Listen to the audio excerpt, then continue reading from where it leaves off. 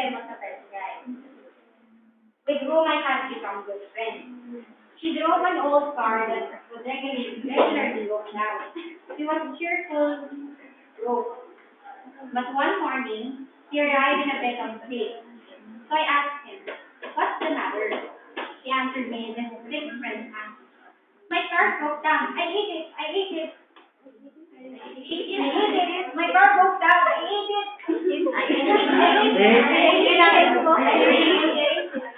Because in French, they most probably regard it. I ate it.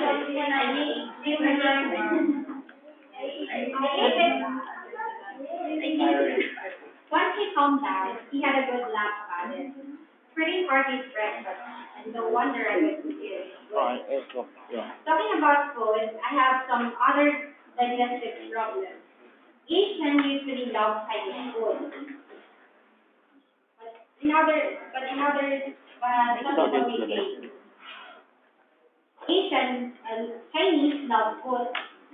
It is true that some people sell it instead of food. They usually pronounce it food.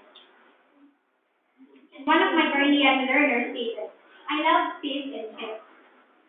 Korean always have a problem in C and F. And so one day, one of them were using a coffee, followed me to the platform, and I had asked.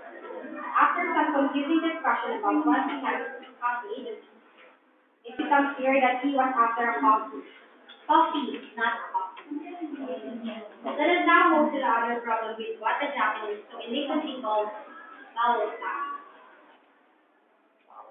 Vowel sound. Because in Japanese, they most probably being hard at English, differentiating the B and D. So they usually say instead of vowel, they say vowel.